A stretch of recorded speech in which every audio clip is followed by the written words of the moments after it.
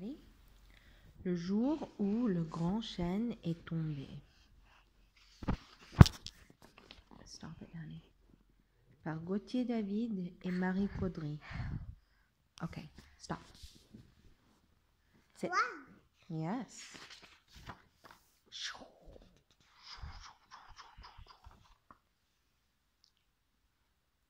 C'est arrivé un jour de tempête au sommet de la colline qui domine tout. Le vent a déraciné le grand chêne. Des milliers d'oiseaux ont fui son feuillage quand il est tombé. Certains ont bien essayé de le retenir, mais il n'était pas de taille. Ils n'ont pas pu s'opposer à sa chute malgré leurs battements d'ailes obstinés. La tempête est passée. Le lointain endura à son tour le vent désordonné, la pluie, le grand ciel noir et le fracas du tonnerre. Ici, la rivière avait submergé le pont, de l'eau était entrée dans nos maisons, des courants de boue couraient entre les sapins, les terriers étaient inondés, les petites bêtes noyées. Mais ce qui nous inquiétait le plus, c'était notre grand chêne. Qu'allait-il devenir? Enfoncé dans la terre, il gisait comme mort. Des hommes, des femmes, des enfants sont venus, chacun avec sa force et ses bêtes de somme. D'aussi loin qu'on connaissait le chêne, la nouvelle avait bouleversé. Il était une racine, un lien entre les familles. Tous, nous nous étions rassemblés, cachés dans ses branches, nos parents, nos grands-parents. Un conseil se tint. Tous, nous voulions le sauver, mais il y avait ce doute qui rôdait. Le grand chêne n'avait-il pas fait son temps? Ne ferait-il pas un bon bateau? La cabane idéale pour abriter nos fêtes? Nous avons résisté à ce sentiment et nous nous sommes mis à l'ouvrage. Nous avons élevé des plateformes sur des pilotis. Nous nous y sommes postés. Puis, chacun à notre corde, nous avons tiré. Les hommes, les femmes, les enfants, de toutes nos forces tiraient. Les bœufs, les mules, les chevaux, dans un même souffle, tiraient. Le soir venu, le grand chêne était toujours à terre. On n'y arrivera jamais. Peine perdue. À quoi bon, disaient certains. Et déjà, ils repartaient chez eux.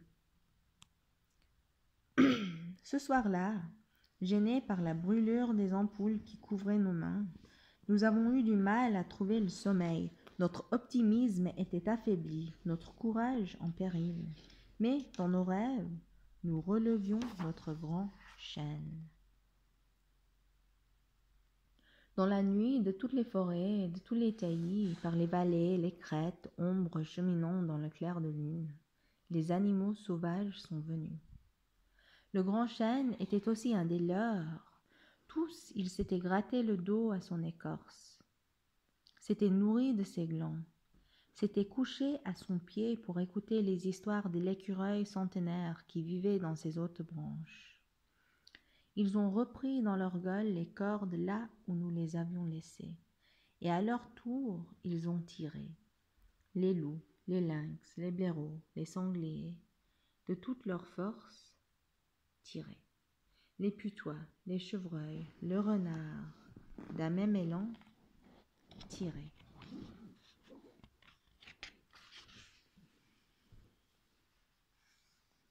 Au petit matin, le grand chêne était toujours à terre. Craintifs et curieux de ce que nous allions faire, les animaux se tapirent dans les fourrés pour nous observer. Beaucoup d'entre nous avaient renoncé, mais d'autres hommes, d'autres femmes, d'autres enfants nous rejoignirent par les airs, par la mer. Nous avons repris les cordes et à nouveau nous avons tiré, portés par notre amour de l'arbre, tiré. Contre l'impossible, tiré. Le soir venu, le grand chêne était toujours à terre.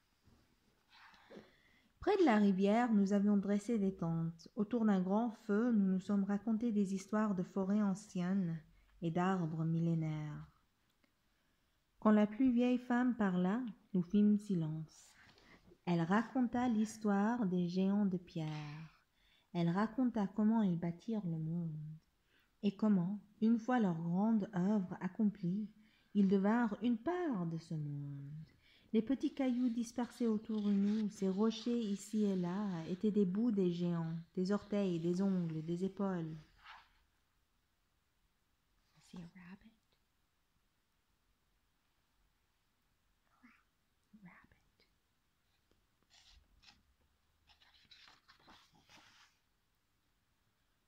Ce conte nous toucha. Nos bêtes de somme l'avaient entendu elles aussi. Lorsque nous fûmes tous endormis, elles s'éloignèrent du campement, approchèrent leurs semblables sauvages. Un conciliabule de grognements et de meuglements discrets s'éteint.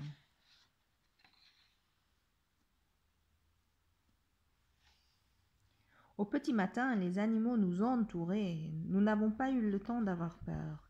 L'écureuil s'était déjà hissé sur l'épaule de la plus vieille femme. Ensemble, ils se mirent à chanter dans une langue inconnue de nous. Alors un cerf grimpa sur le dos d'un chat, un mulot dans la main d'un enfant, un sanglier dans la gueule d'un loup. Nous les avons imités, humains, animaux domestiques et sauvages, proies et prédateurs, à poils et à plumes. Nous nous sommes mêlés, tissés les uns avec les autres. L'histoire des géants, le chant de la plus vieille femme et de l'écureuil résonnait en nous.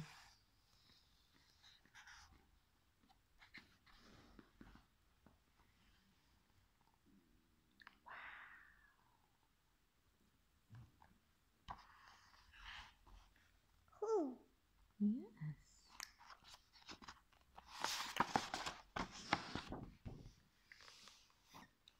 Nous sommes devenus les pieds, les jambes, les mains, les épaules, la tête, les yeux d'un géant. Nous étions réunis.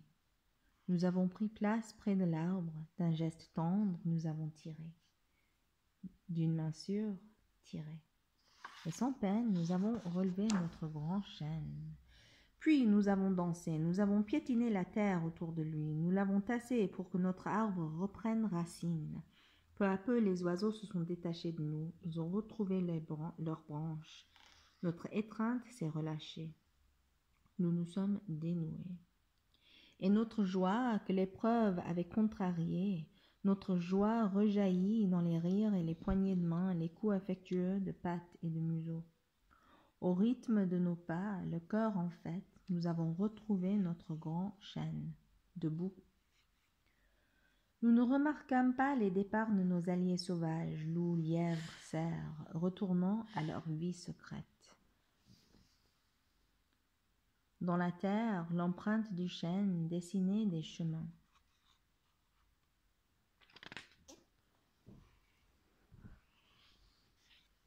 Chacun est retourné à sa vallée, son île, sa forêt. Chacun est devenu un mot, une racine de l'histoire de l'arbre.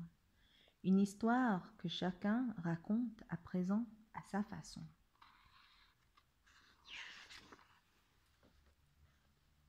Le temps n'a pas effacé l'empreinte. Elle s'étend toujours comme un monde où nous, les enfants, venons jouer. Et nous perdre dans le labyrinthe que les branches ont creusé le jour où le grand chêne est tombé. Fin. The end.